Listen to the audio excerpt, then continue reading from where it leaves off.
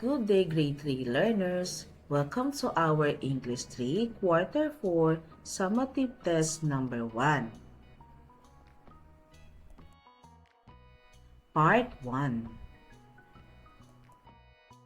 Direction. Choose the letter of the correct answer. Write it on the space provided for. Number 1. In the sentence, the teacher carefully checked our work. Which word helps you know who did the action of teaching? A. Work. B. Carefully. C. Check. Or D. Teacher.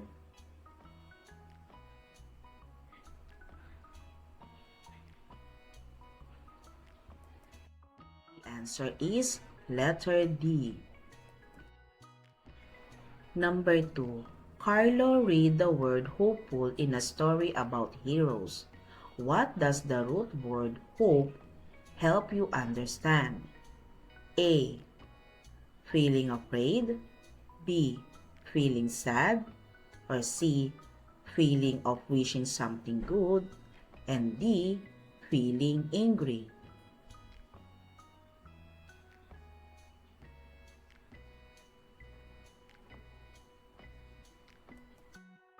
Answer is letter C.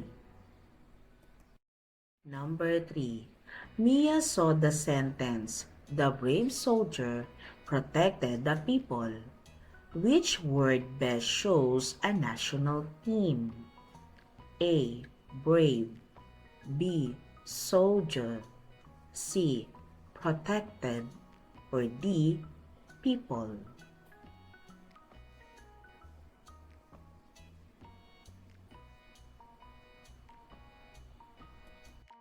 Answer is letter B. Number 4. Ben read two sentences. The boy runs fast. The fast train arrived early. What can you conclude about the word fast? A. It has only one meaning. B. It cannot describe things. C. It can have different meanings. Or D. It is always an action word.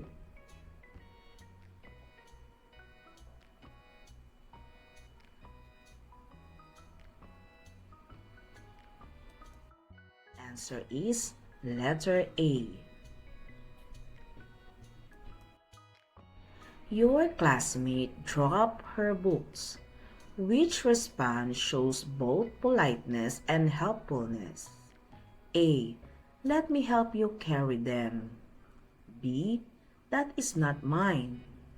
C. Pick that up. Or D. You are careless.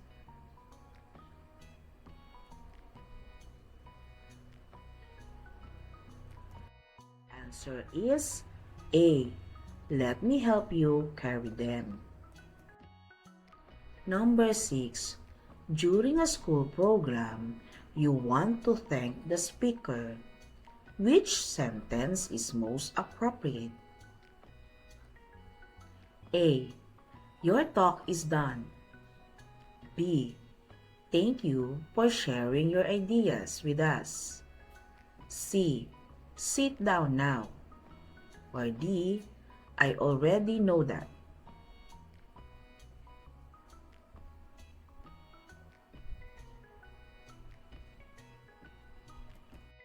Answer is letter B.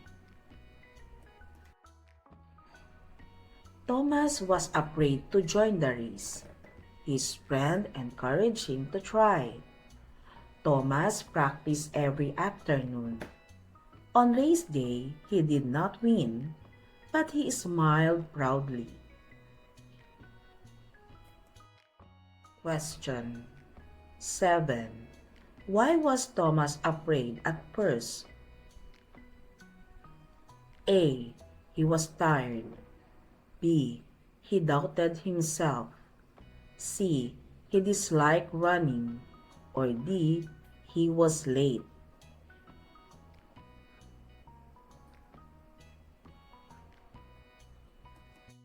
Answer is letter D. 8. Which event shows the turning point of the story? A. Thomas was afraid. B. His friend encouraged him. C. He practiced daily. D. He smiled after the race.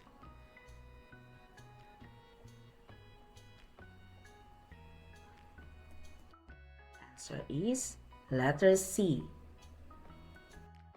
Number 9. What important lesson can be learned? A. Winning is everything. B. Friends should compete. C. Trying your best is meaningful. D. Practice is useless.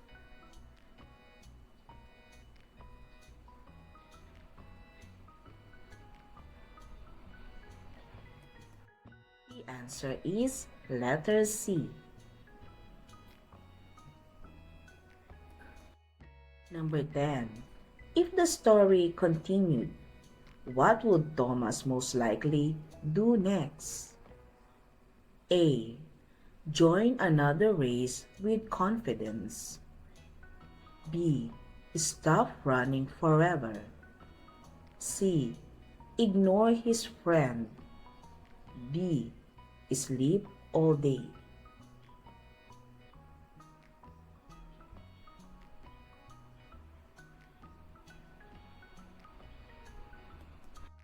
Answer is letter A.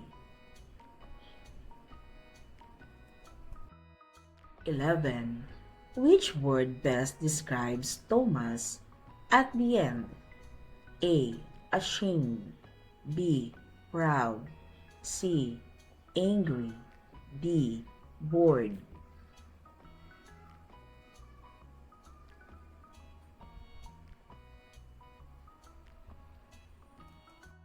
The answer is letter B.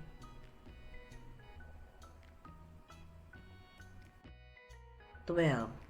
Which sequence is correct?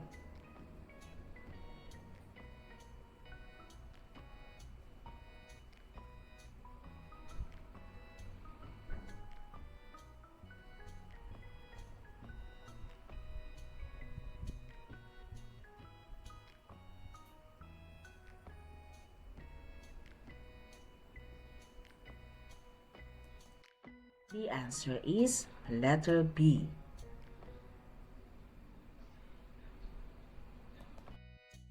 13. Maria baked cookies and she shared them with her neighbors. Who does the pronoun she refer to? A. Cookies. B. Neighbors. C. Maria. D. Bake.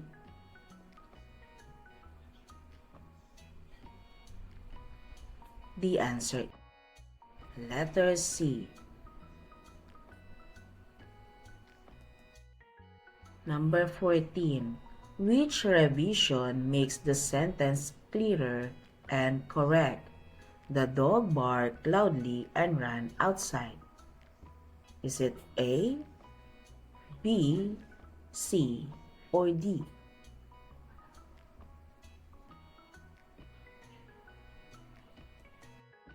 Answer is letter A. 15. Which sentence best shows a complete, clear idea? A. Because the rain stopped. B. Running in the field. C. The children played after the rain stopped. Or D. After the rain.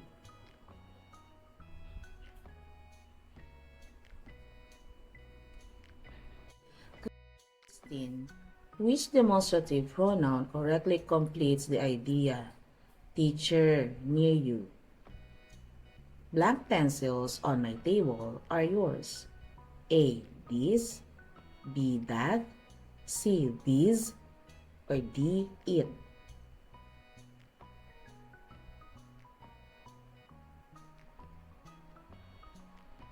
The answer is C. 17. Which sentence best combines the idea into a correct compound sentence?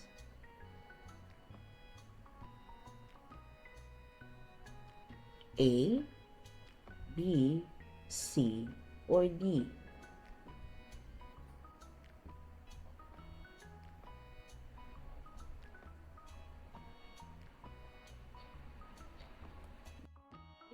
Letter B. Why is the conjunction "and" used in the sentence above? A. To show contrast. B. To join related ideas. C. To ask a question. Or D. To show time.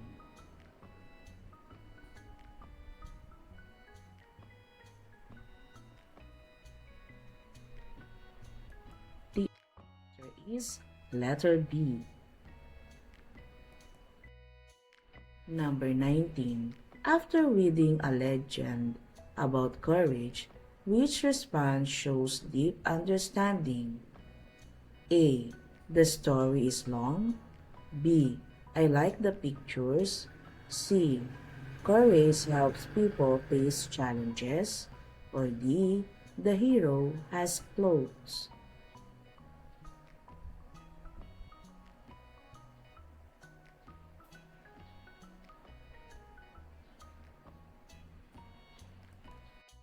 Answer is letter C.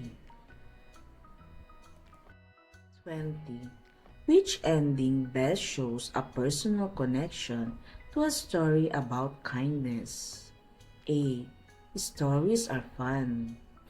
B. Kindness is a word. C. The book is blue. Or D. I will help others even when it is hard.